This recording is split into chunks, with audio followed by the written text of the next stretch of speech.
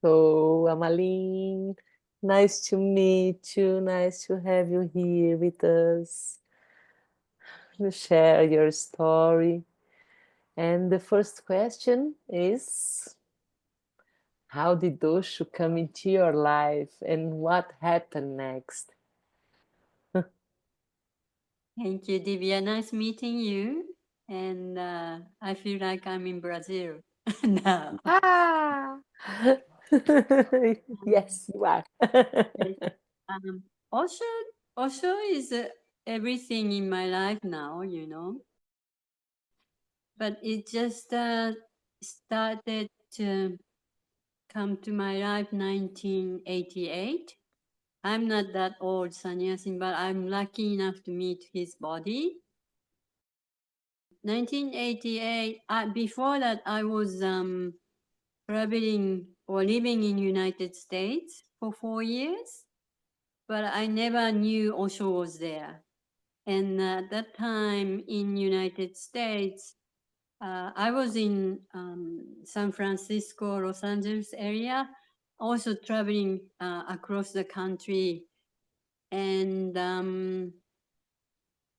Osho was big news on TV or newspaper every day, big top page, sex guru, Bhagavad Shri Rajneeshi, Rolls Royce and diamond watch and things like that. And when I was living in San Francisco, that was the only information I received. But when I moved to Hawaii in Maui Island, maybe 1986, 1985 maybe. And then because of the Osho's commune in Oregon got disbanded, 1985, I think, as I remember. So all sannyasin lost the place to go because Pune was not happening. Osho in the world tour. And I started living on the beach at that time with my tent because I was married to American man that time, but didn't work out. So I started living on the beach, and I was a lots of hippies, like maybe 7 hippies living on the beach. We lived naked and drinking coconuts, and our shower was jumping into the ocean with the dolphins and things like that. And then in amongst us, there was two people who are couple. One was David, and other woman's name I can't remember was Sania's name.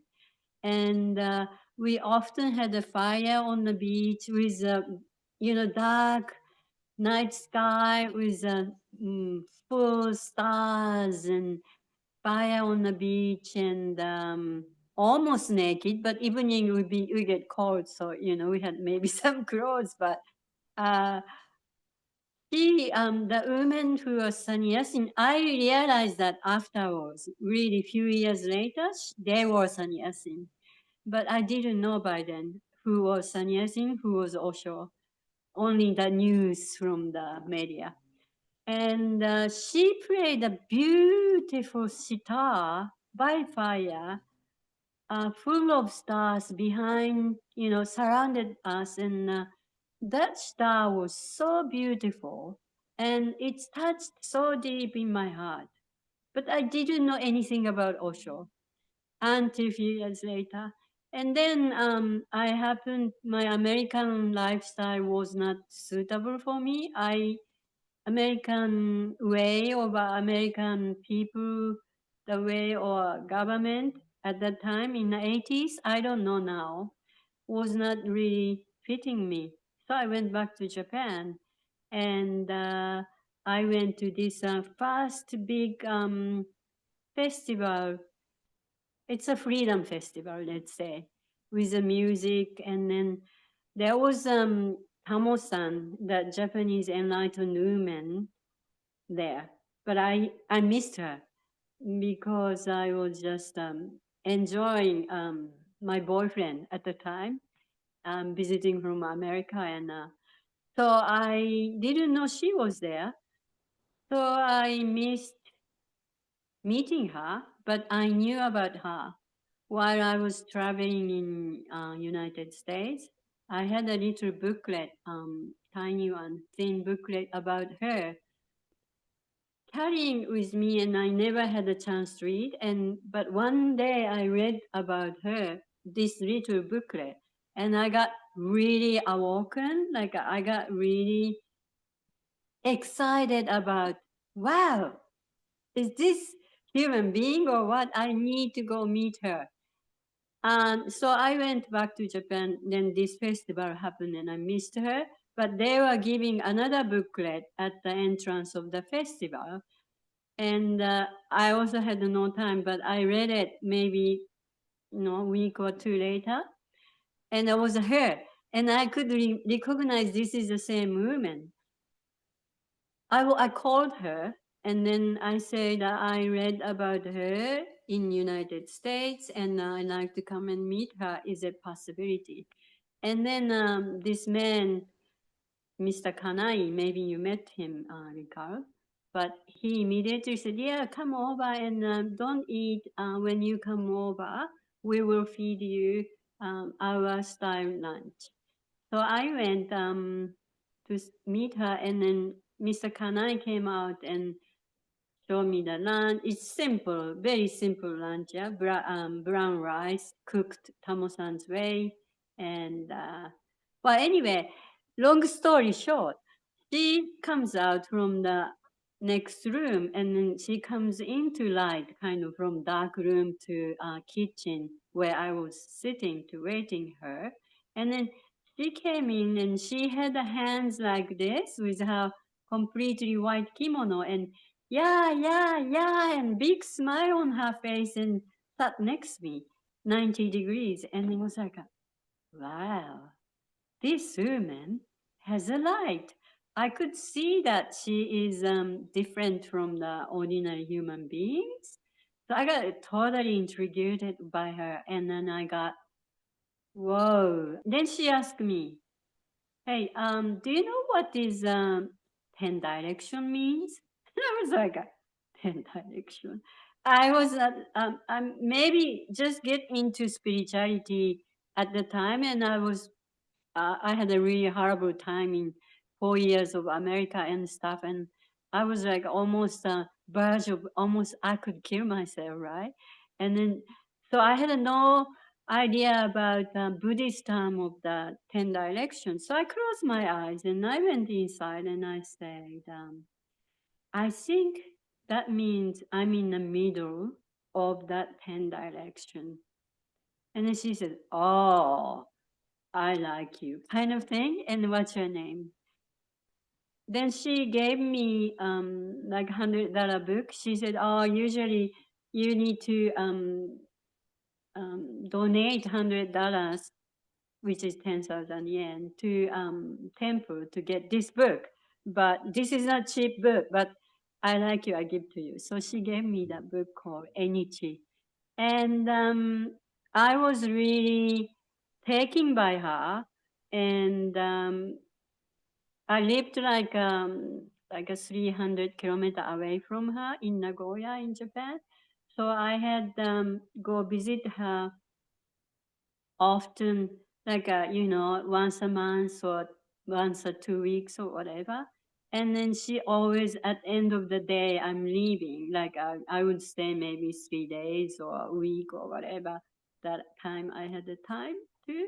And she would just give me like a $300 into my hands like this. And I go, Oh, no, I know because it's a poor temple, right? So I said, no, I don't need this money. It's okay. You keep it. She go, no, you take it.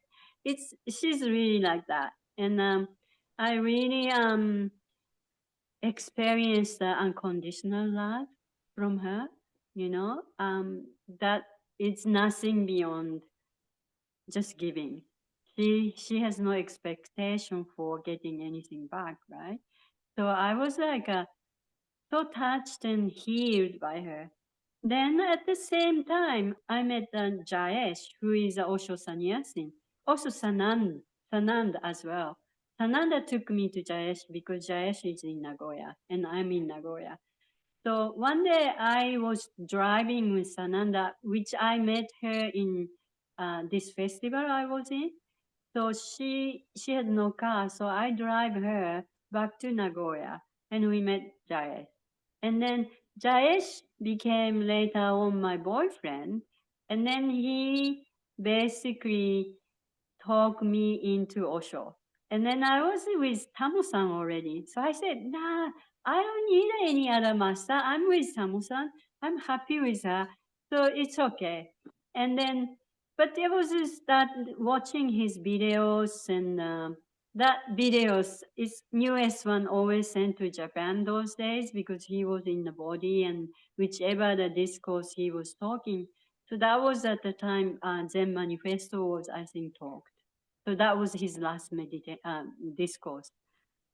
So I was watching those whatever the newly arrived one because I could understand English, but I couldn't understand what he was really talking about at the time. And I go, he put me sleep every time I watch his video. I went really deep into sleep. I rest and Jayesh gave me Osho's tarot deck. That was a Neo Tarot called Neo Osho Neo Tarot or something. And he said you need to pay for this because this is something you need to really take a responsibility. Or he didn't. I didn't remember what he said, but he said you need to pay this for it. He didn't give to me, so I paid him the price. And then I was praying the tarot card. Every time I prayed, almost like 3 times continuously, that tarot card said something like "Come, come, yet come again." That's an invitation from Osho. 3 times, yeah. So I was like, what is this? You know, I would lead in that invitation from Osho. And then pretty soon, Tamu-san decided to go to India, end of that year, 1989. She was told from one psychic lady when she was young, you cannot be in public to let people know who you are, that you are enlightened and you are awakened and all that stuff. Because otherwise, people is gonna get on your cases, and then you get killed, like a Jesus or later on. I think Osho was saying Jesus or Buddha. Everybody enlightened was somehow killed by one way or other. So she kept the promise, but the psychic told her, you need to go to India when you are ready to be in the public. Then I think Tamu-san felt ready in 1989, and November she decided to go to India. So I wrote letter to Osho. When Bindu, my Japanese girlfriend who came to see Tamu-san often, because I took her to, Jayesh and I took her to Osho Center in Yokohama. It's called, I can't remember the name right now, but it was a very active center at the time, no more existing there anymore. But I took her there because she Was just it jumped into our car. I come with you, you know. And we were supposed to going from Yokohama to Kamakura and go back to Japan, Nagoya. But she popped into our car, so we had to take her with her and then bring her back again, right, to Kamakura from Yokohama. But when we went to Yokohama Center, Osho Center, Tamu-san was, we were invited for lunch, and they made a beautiful vegetarian hamburger, and it was so delicious, right? So Tamu-san goes, oh, this is umai, umai, oishii, oishii, delicious, delicious. And she had maybe second portion, you know? So, and after we left, there was a discussion amongst the sannyasin in that center. They go, is she enlightened? Oh, I don't know. I don't think so. Yes, she's definitely. So people were just, sannyasins were discussing about her. Ah, And Bindu immediately got it. She said, Yeah, she's definitely one. She got it. Yeah. So she started going to visit her Kamakura temple occasionally, bringing her gift and prasad and then that Bindu decided to go back to Pune, and then she came to visit for last time, and I was happened to be there, and then Bindu said, "I'm going to Osho. Do you have any message or anything?" No, this will be my last time to come here for a while. So please, accept me my goodbye. And then I said, okay, I'm gonna write letter to Osho. Can you just wait? And I had only report paper. I bought it in United States, and I had only that paper. So I wrote my handwriting, because those days in Japan we didn't have any computer or word processor or anything like that. We just wrote by hand. So I wrote by hand, and maybe 3 pages later that letting him know we're here and Tamu-san is enlightened and she's 82 and she's ready to come to India and go to Buddha Gaya and stand on the Buddha's memorial place, and then she will traveling around through the India, and she can visit Pune Osho commune as well. Are you willing to meet her? I just I'm just daring. When I catch the energy, my energy moves to that. And then Tamu-san said, well, we can't just take a letter to him. Let's give him a gift. So she brought this huge bag of peanut cookie made in Japan. But that's her favorite thing. But the cookie is like quite big and really hard. It's hard to chew. But I knew Osho didn't have a teeth anymore by that time, because he took all his teeth out because of the poison he was given. But I said, well, he can't. I thought he can't do that. I thought he would never eat that. But Tamu-san just wrapped in a furoshiki, Japanese style of cotton cloth to wrap this to and letter and her book in English, because she had a published English book as well.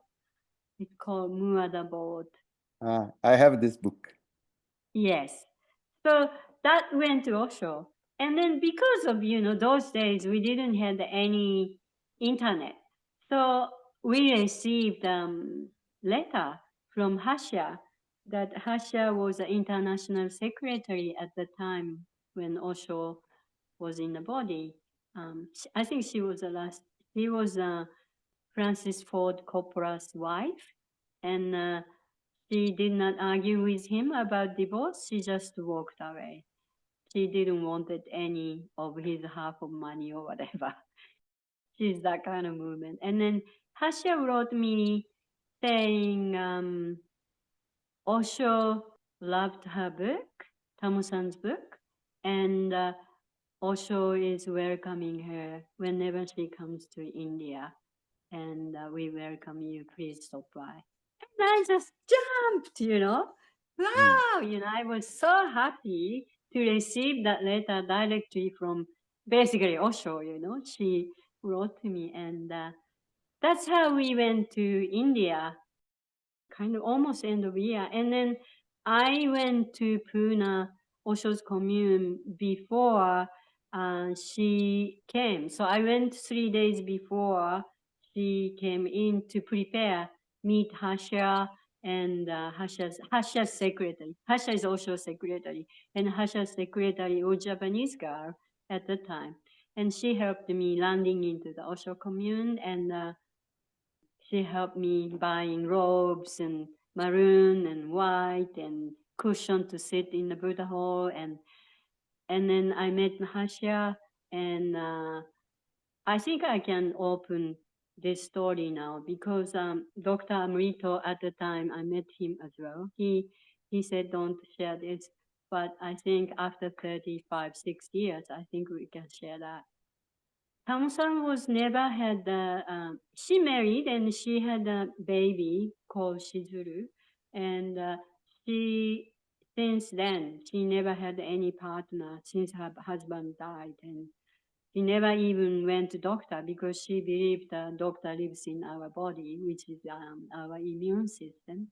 She called Yo-sama.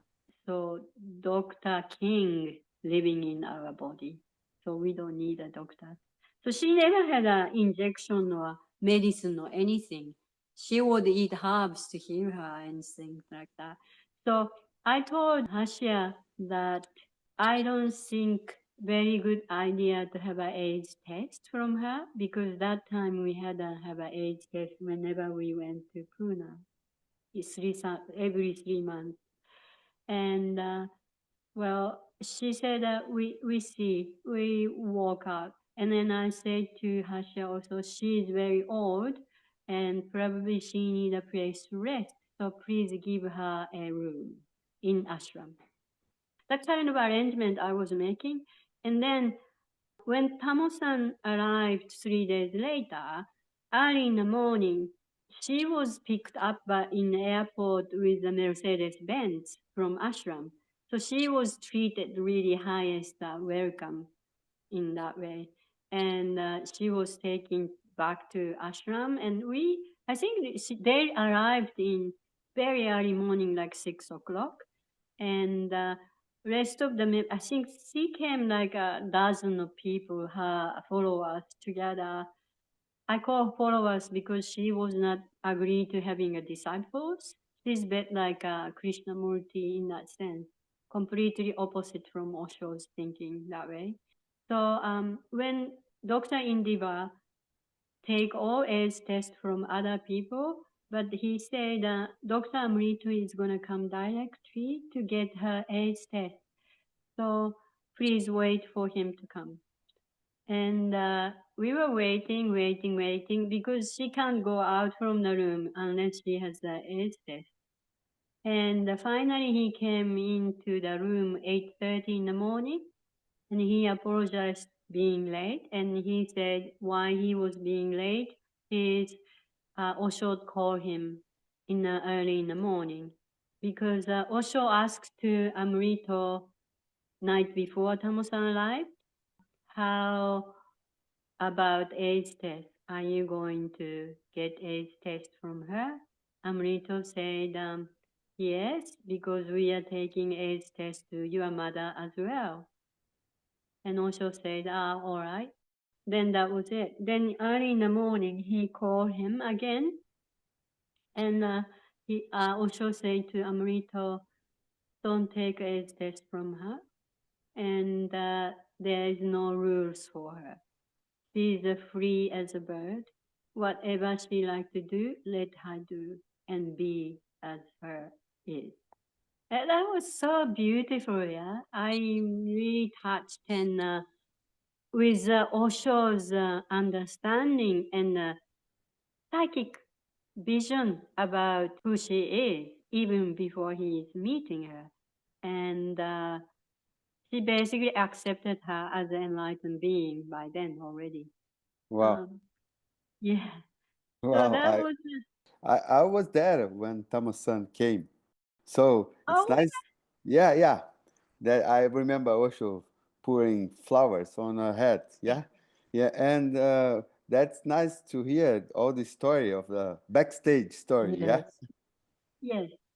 And also, there's another things to do. I don't know if I like to put this in the internet or not, but I can share. That was Ambassador Rani, who is, I think, cousin or niece of Hasha, but definitely niece of, who was the woman, who was a psychic woman. I just can't remember her name right now, but Rani and David was a sister and brothers, and Lani was ambassador, so she came into the room and she said, we need to explain to her what's going to happen tonight when White Robe Brothers would happen. And then I went to with Tamosan as a translator, and because Tamosan's daughter was there too, But I was doing all kinds of administrative job for her because I connected her to ashram. So I went with her to Buddha Hall at the time, and Rani stood, and this area, podium, Osho comes in and then walk through, and then he will sit and meditate, and he will walk out, and we watch video. And tonight is very special, very privileged to share this with you, that never ever happened this in history, but also like to give rose petal on her head, over her seven sense chakra, to really rejoice to her enlightenment and welcome her to the ashram. And she said he will give her a book, Zen Manifesto, that was a newly published at the time. And this is the newest book, and signed and give to her. And I translate to her. And then she starts really upset about the plan. She said, I'm enlightened much earlier than he is, and he's just a young chick from my point of view, right? And then how can I stand below him, right? Because it's in Japan somehow, you know, up seat and down seat. I think everywhere in the world, somebody has to be standing in a higher stage. And she was so upset. And then Rani is standing next to me and was like, what is happening? I couldn't translate to her that.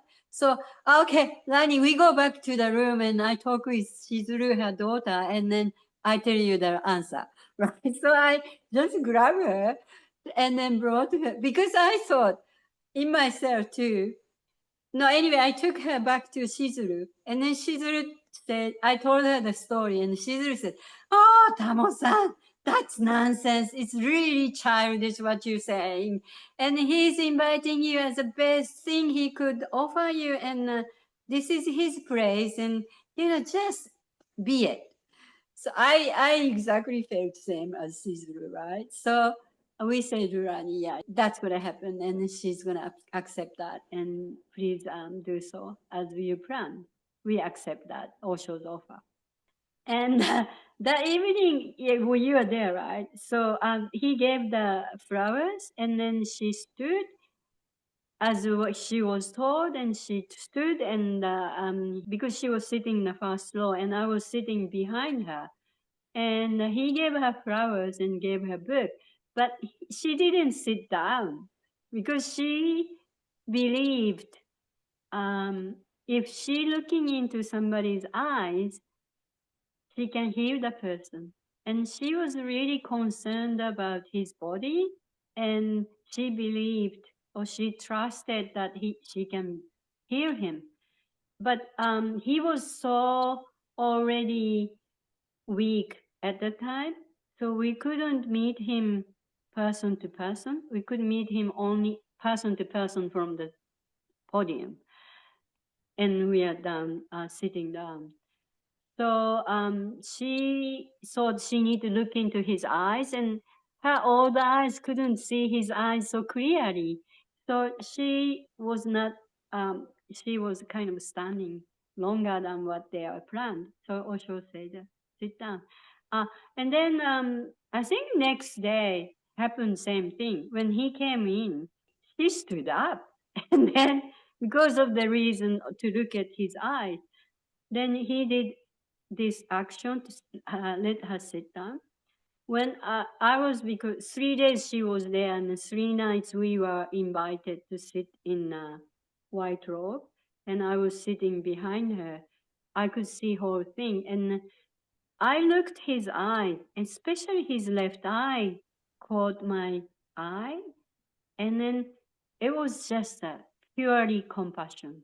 The love and the compassion of him, perhaps understanding everything, what he psychically picked up from her, and he did this, is such a gentle action with his dignity. That was to me meeting him directly first time through his eyes, because I was like maybe only 1.5 meters away from him. And that eye of his left eye, which is feminine eye, right, was like just told me everything about him. It was like wow. I was like really, really touched deeply, and I can still remember his eye now. That's how I get into Osho's commune. Wow, that's a bonus track, yeah. I Yes. never knew the whole story of Tamusan would come together. That's Yes. beautiful. Uh, So Yeah. you stayed over after Tamusan's meeting with Osho, or you went back to Japan? Yes, I stayed on I think I stayed like till April. I needed to go back in April because my brother was getting married in Japan, and I promised him to I bring a wedding ring back because in India or Thailand was cheaper. So I stayed till April. So from kind of November to April, I was there, and Osho left his body 19th of January. So the day I arrived to Pune to meet him through the White Robe Brotherhood, I was exactly spent like 56 days, like 8 weeks, exactly 8 weeks till he left his body. But it's really, body is nothing matters to this enlightened being, especially Osho. To me, I think he expanded much more. But my experience after Tamosan left and until he left his body, and then maybe another month or two was most strongest time in my life because he left his body. And I was so lucky to be in that atmosphere to feel that energy really expanded after he left body because he was so suffering by pain before he left body. So after Tamosan left, Jayesh, my boyfriend who introduced to Osho, came because Mystic Rose meditation was starting from somewhere in December after Tamosan left. And I told Jayesh, look, I can do translation for that group. I was not sannyasin yet, but always translation was missing as a Japanese translator, so I could get the job. And I said, I can do translator. You pay and participate, and we can participate together in Mystic Growth. And that what happened. And then first week laughing for 3 hours, 7 days. I couldn't laugh. I could maybe laugh in the beginning, laughing at looking at somebody else or Jayesh doing all kinds of weird things to try himself to make it laugh or whatever. So it was like hilarious. But after 3 hours every day, you can't continue laughing about somebody else, and it's just really difficult. But laughter was okay. And second week was 3 hours of crying. 1 week, 7 days, 21 hours, right? 3 hours, 7 days. So like that meditation, like I couldn't cry at all. I had so much difficult life since my childhood, to be grown up in Japan as such a strict country, controlled country. Osho even say the most control less country is Japan.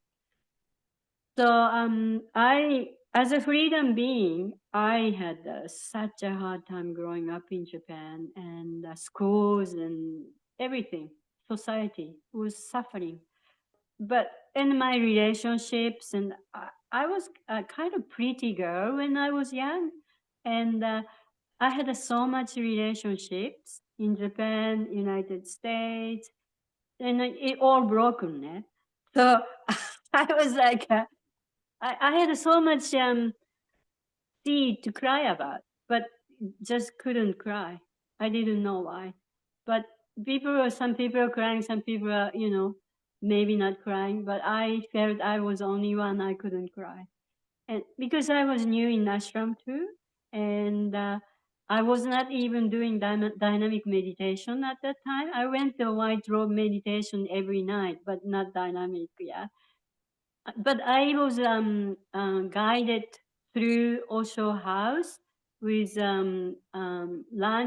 Rani at the time, and show us around.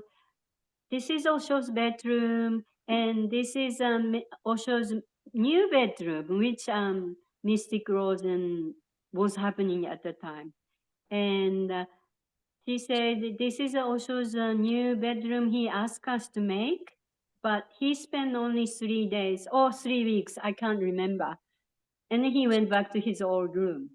And I didn't know at the time. Later on, I realized he created that room for his samadhi. That was clear. He knew that he was leaving. So he prepared samadhi there.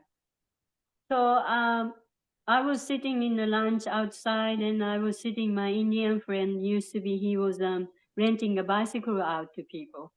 And he was good friend of me, and Jayesh, my other side. And I was telling him, I couldn't cry at all. And my chest was so full of tears. It's like almost swollen and burst out, but just my tears doesn't come. And he started crying for me. And I was like, I'm so sorry for you. I cry for you. And I was like, it doesn't help me if you cry. I want to cry. So my desire was there to cry, but the tears didn't come.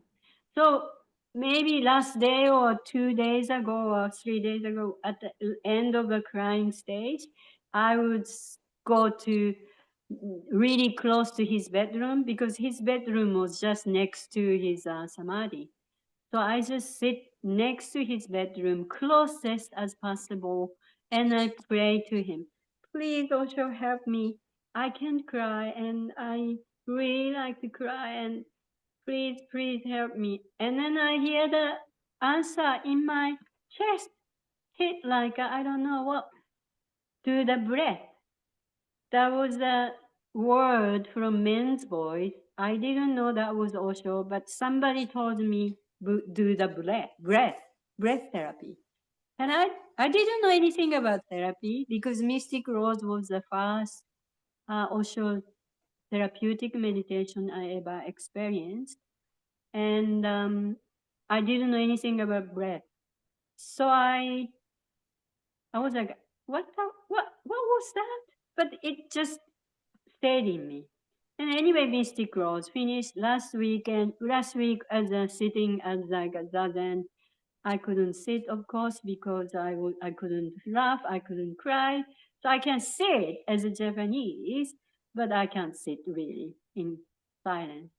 And that day, last day of Mystic Rose, was my body birthday, which is the 12th of January. And he also leaves his body 19th of January. So exactly 1 week in between my birthday and him leaving body. And on the birthday night, Jayesh planned to make a okonomiyaki, the Japanese food. He bought paneer and cabbage and all these ingredients ready, and beer, Kingfisher beer, Indian beer, and make a party for me. And during the party, that was delicious, né? And then a few Japanese friends who were part of Mystic Rose was invited by us, and and then Indian Ma, very old sannyasin of Osho, like she put her laps onto his Osho's lap, and he touched her head, and like she had a really direct communication with him, and she used to taking care of Osho's audio department. So I was living in one of the room in her flat, and then Jayesh was sharing with me, and that day this like a 1, 2, 3, 4, 5 of us in a party. We are drinking a bit of beer and fizzy, and And then all of a sudden, Jayesh asked me, why don't you take sannyas? He asked me that while he was there quite a few times. But every time I answered to him, oh, I'm not ready yet. I will take it because it's Capricorn time now. And I don't want to be a Capricorn sannyasi. I want to be like a Pisces sannyasi, little bit more evolved one. And I'm going to Nepal. I book a ticket already to go to Nepal and by train. And when I come back from Nepal in March, maybe I take sannyas. That's what I was answering him. Then on that night of my birthday, after Mystic Rose, after asking Osho's help, when he asked me, why don't you take sannyas? Same sentence. I said, why not? It's like, it's anyway the joke. Why not? I'll take it. And then when the moment I said, why not? I felt like I took off like 100 kilogram of the weight on my backpack. I felt I'm so light, bubbly. Beer is helping a little bit. I start bubbly laughter. I was laughing and I couldn't stop laughing. And that, see, mystic rose is still continuing in me. That I couldn't really laugh truly in the mystic rose, maybe fake laugh, maybe little bit laughing about somebody else, but I really laughed out deeply from my heart. Just this like a champagne, like a bubble laughter. And the next day, we went to see this sannyas office. And then the woman came up to the door. She said, oh, no, you can't take sannyas tomorrow because that was a Friday. Yeah? And then Saturday, those days, sannyas was happening Saturday morning. And she said, you can't take sannyas tomorrow because today's only interview time. So please come back next week. And then I said, I'm so clever time like this. I said, oh, but I'm leaving on the 17th. And she goes, oh, that was like a 13th. And then she goes, but I didn't say where, right? So obvious she thought I'm going back to Japan, but I didn't lie. I'm leaving on 17th. And she goes, okay, do you have a photo? And so I said, photo, I don't have photo. And Jayesh goes, I'll go get the photo. Where is it? Where is it? So I tell him. So anyway, he couldn't find the photo. And I had a great idea. Yeah, in my safe, I have a photo. So we went to safe and get my, money out and then take the photo from that and give to office. So I could join to the interview on the day. And interviewer for me was Abir Baba on that day because Abir Baba and Zareen was giving sannyas at the time, but Abir Baba was the interviewer for me. So I sat in front of her. We are both like sitting on a meditation posture, and then I said to her, you are very lucky because you are so close to Osho. And Osho teased her always like this, or, tickle her always. And also, night before, I saw she went up on the podium front of him and sat on the podium to protect him from this black mantra coming from CIA. Do you remember that, Yes. Ricardo? Yes. Yeah, it was very interesting time, wasn't it? That every night Neelam, the Osho National Secretary, comes out and use microphone before Osho comes out, and because Osho was suffering from the thallium poison he was given while he was in the jail in the United States, and he is already really barely holding his body, and somebody in audience of meditator is sending black magic to him to trying to assassinate him. But please stop that because he can't take it. And he can give that mantra back to the person who is sending, but he wouldn't do that because he doesn't want to hurt anybody. And also, he doesn't want to hurt any other meditators might get affected by it. And she would say, if you are sitting always left side, please change your seat to right side, and you are right side sitting, then come to left side. And I was like, wow, this is quite interesting. It's like a Harry Potter at the time, yeah. So I was like, because I like to stand in back of first row of the standing area when people are sitting and wait for Osho coming in and dancing. I like to, because I couldn't sit in really front, so I like to sit on, stand on the back, and then really watch to who is this. And when Osho, sometimes he point out his finger during the meditation, and I was trying to watch who is it. And anyway, so Abir Baba one day stand up and stood, sit on front podium to block this mantra from this man. And when I saw that, I was like, wow, what a courageous woman. Because it was really like maybe 10,000 people or 5,000, you know, it's packed with people because that was like January. So yeah, highest season. So when I met Abir Baba, I said, you are lucky because you have so much trust towards him and also all other sannyasin to just go up on the podium front of like thousands of people. And I think you are lucky to be so in tune with him, that trust she has. And you know what she said? She said to me, she come close to me and you know what? You are lucky too, because you are here. And that was really like an invitation for me that it's true, you know, because some sannyasin, if people, lots of sannyasin become sannyasin now, but I have met Osho's body and I see him and I saw what happened and anyway, I said to her, wow, thank you. And I said, can I take sannyas from you? Instead of, I didn't say instead of Zarin, but I said, can I? And then she said, let's see. So then from that let's see word, I realized that she has no chance to choose anybody who she's giving sannyas or. I don't know who was giving name at the time. I don't think Osho was, but somebody in the mystery school probably channeling through names.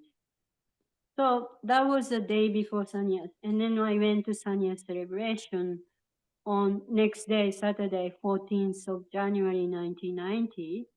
And I was holding Josh's hand. I was a bit scared and shaky. And I told him, can you come in with me into this red area when only sannyasin can go in? And then Josh said, yeah. But I need to do something. I need to go toilet now. You go ahead, sit. I will come later. He's so clever. So I sat, and of course he's not coming in. You know, that was a virgin kind of seat for sannyasin. And once I sat there, I kind of like a really looking at the nature of Buddha Hall because I didn't really like photos they choose for Osho for Sanya celebration at the time. So I was not looking at the photos, but I was looking at the trees behind his podium. Then when I was looking at trees, the message came in directly to my heart that those trees are standing there when it's drought happening or storm happening or no matter what. Trees are rooted there and they are just standing there. And that's what I felt was a message gave to me, that I need to just stand grounded like a tree no matter what. And tree is the something which I was really loved since I was a child. that I would paint tree if I have to paint something. So I was so much touched, and then I realized that Tamo-san or Krishnamurti didn't give any disciple, didn't had any disciple because they said, I think my understanding is the responsibility is yours, so you don't take anybody in. But Osho, I felt that this is a compassion of Osho to give sannyas to anybody. He said like it's a fishing net that he catch as much as fish as possible for just maybe one handful of a good one, you know. But that one handful of good one, not necessary who lived with him and who are close to him. Maybe people are like that too. But I think even now, new sannyasin who never meet Osho, but they meet Osho from here, right? So when I sat in a sannyas seat, I realized that everything came to me. That was his compassion, because I remember his left eye with the compassion, so that he was so compassionate to give to sannyas to anybody who are so asleep and dumb and everything, right? Mm.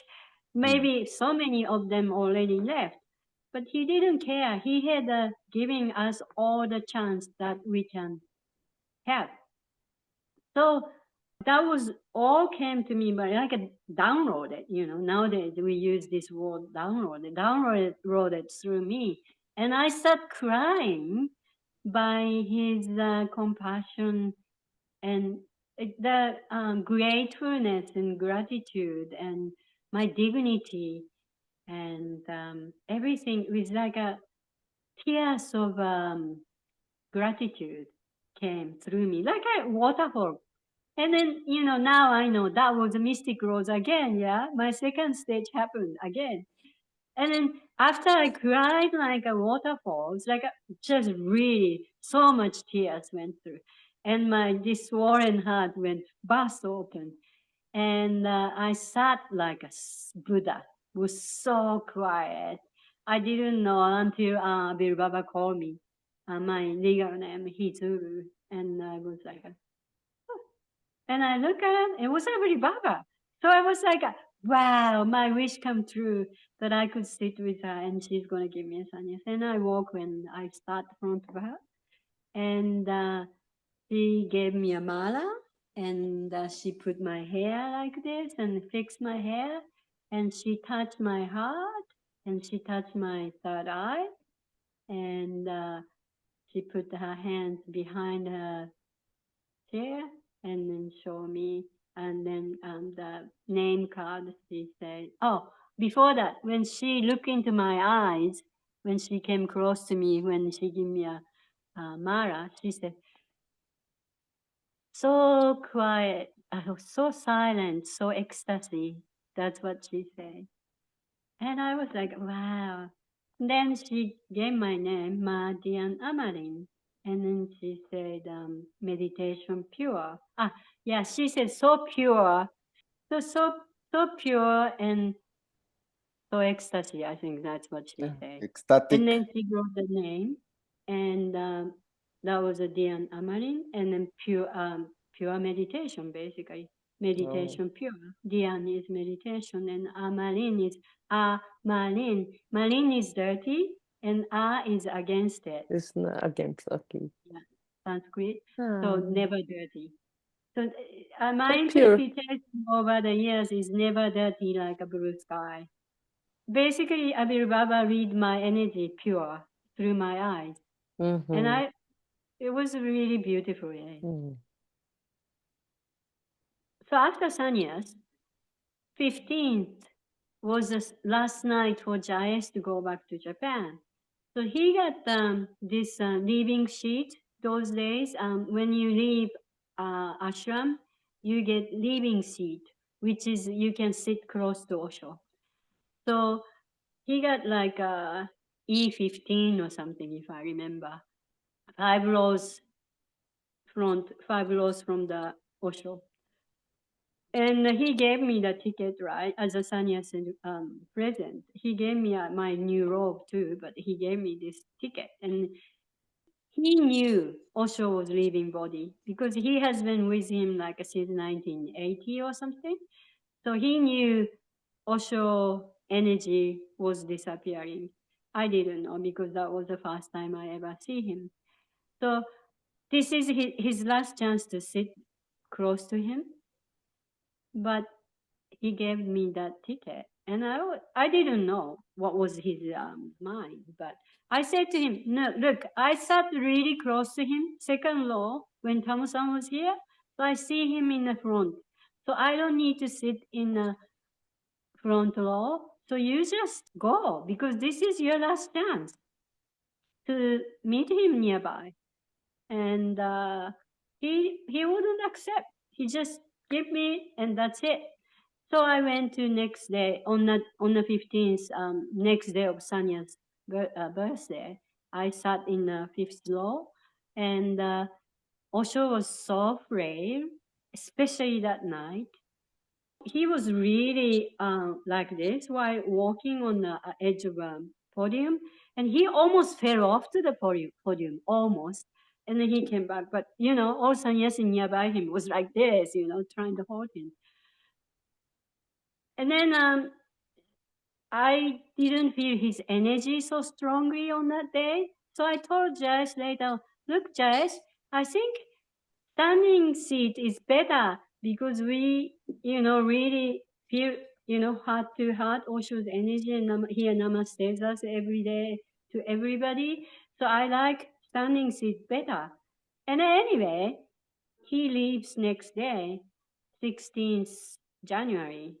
And then I sent him to airport, in Pune airport, and I came back to ashram.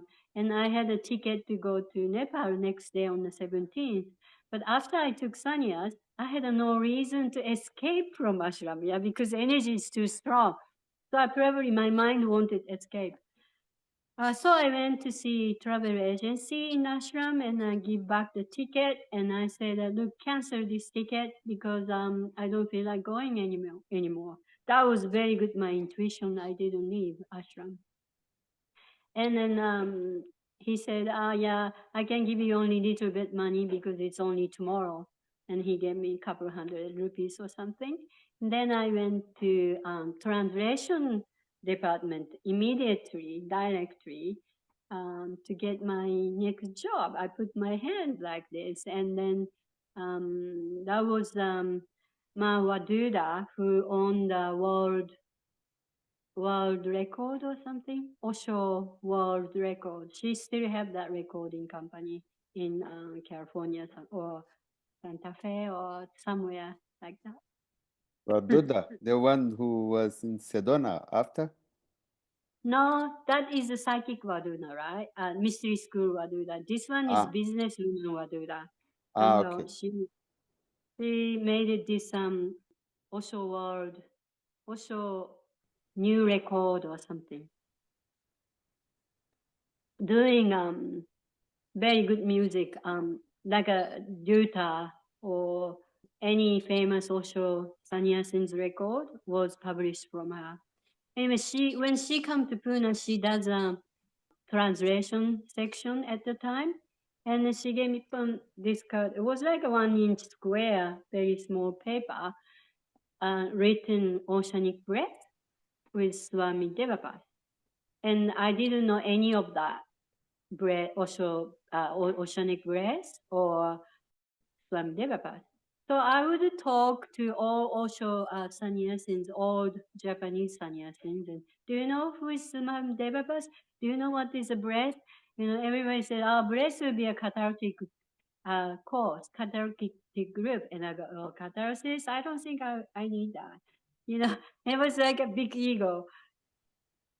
Then I remember, do the breath was passing on to me during the end of Mystic Road's crying stage.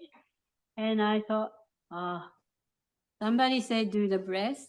I didn't still realize that was Osho, but I'm sure that was Osho. And then I go, okay, I try to do this group. So on 17th of January, next day, I went to this group. And that was such a beautiful group. That was a 5 days group. So 17th to 20 seconds. 21st. 21st. 17th second. So exactly Osho's death, Osho's leaving body days happening in that time. So I was in this environment of the protected group situation doing the breath course as suggested by Osho. And probably he chose the Swam Deva path, which was very much similar energy as I am, very gentle, calm. He's German doctor, but he left medical and become breath facilitator. And Dwari and Devapas was two couples, ex-couple was leading breath therapy. And the oceanic breath name came to him because Osho used the name Osho, and Osho, oceanic, you know, so oceanic breath was the group name. But later on, I spoke with Devapath. He said I could never use the name because the process was so strong that by Osho leaving body. Anyway, when I was in a group, I was again translating to these two Japanese couple, Swami and Ma. I'm in between them. They're both of them are my side, and then we do breath session together while I'm breathing. I go, breathe deep, breathe, keep breathing. You know, I was completely participate. I think I'm grounded enough to do that. Be doing a breath therapy. Meanwhile, I'm translating. I'm just really strange situation, but I got totally fall in love with Devapath. Really. He was like, wow, this is the man I really searching for or whatever. But because we are in a group situation, you can't really go into a love relationship. But maybe the love thing came later on. But during the breath therapy, Osho leaves body on the 19th of January. And evening meditation, White Robe Brotherhood, I would queue up in Buddha Hall, front of Buddha Hall, and waiting in the queue. And then I hear the voice again. It was like Osho is dead.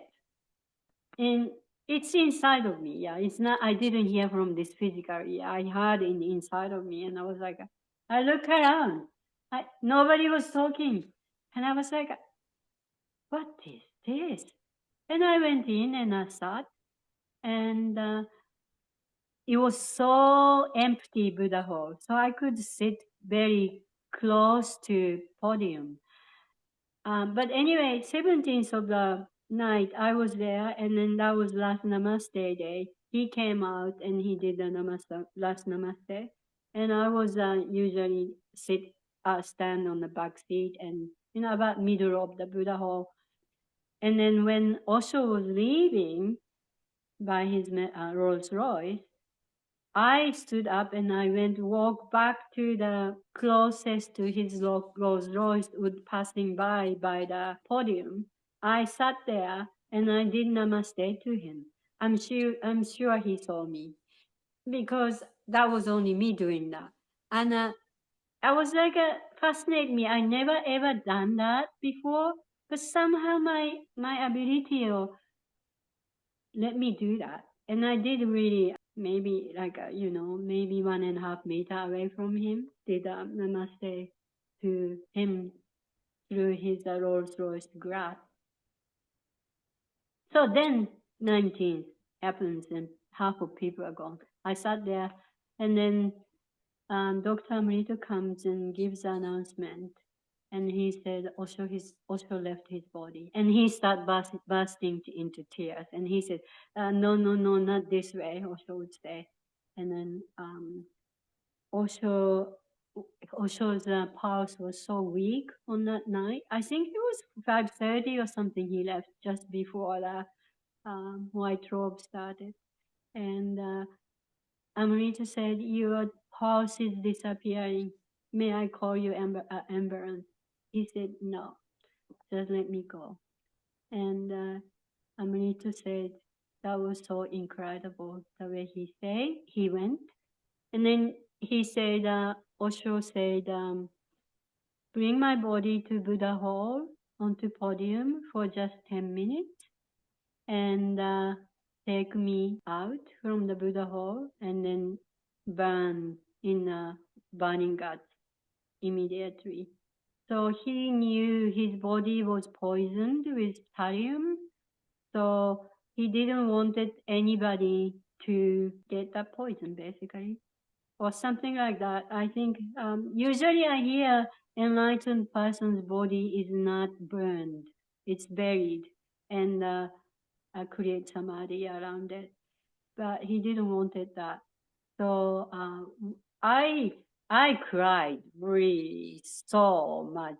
But when Amrita said that, I thought, but maybe Osho is joking again, and he'll come out later. But it was not joke. And when Amrita said, "Let's play music and let's dance and let's celebrate as usual and then welcome his body."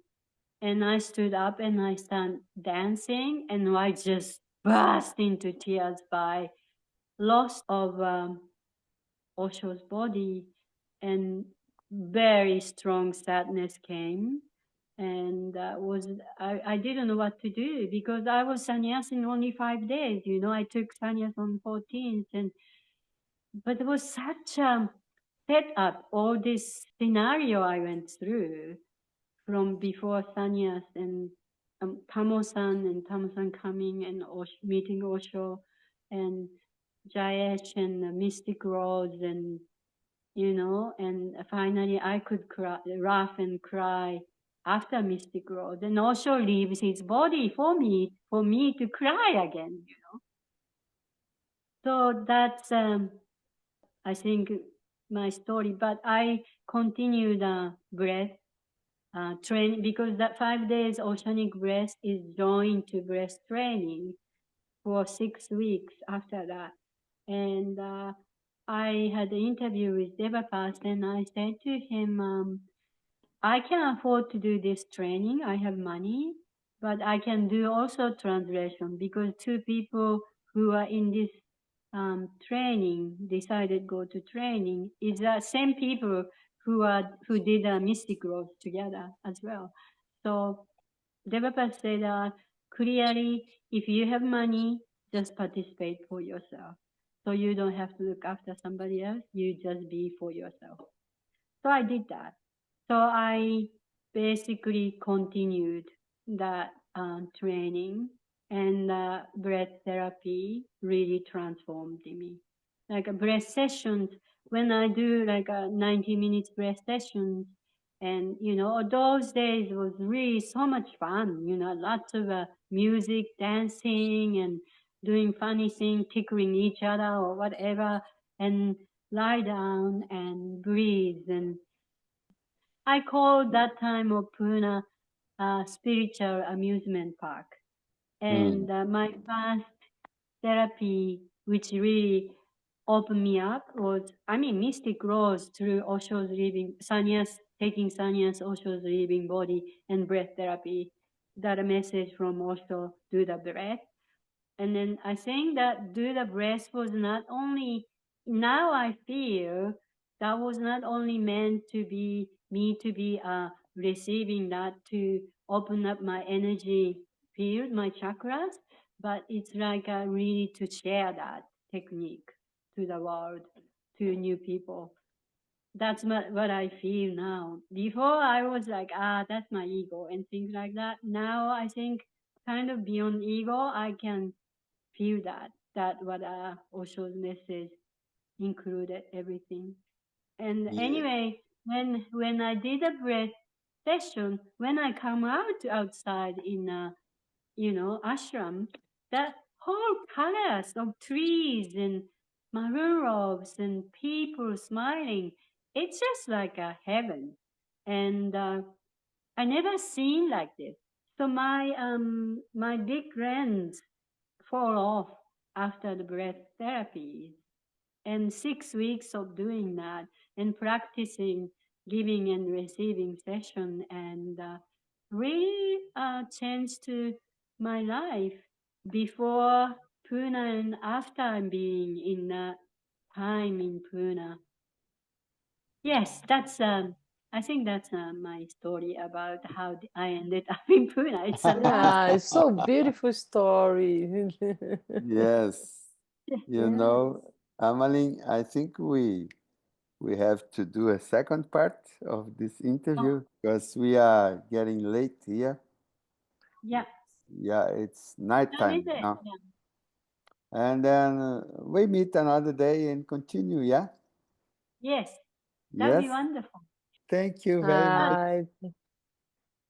Hi. So thank you for listening me. Yeah. I Hi, want to very. listen to your story too. Uh, Ah, we're we gonna will. say something to you. Aishiteru. I still, yes, Aishiteru. loving you. Yeah. Not nice. Sweet Ayas dreams. oyasumi nasai. ありがとうございます。またね。Mata ne. Matare. Bye So bye. much fun. So much fun. Thank you, Divya. Hi, thank Bye, you. everyone.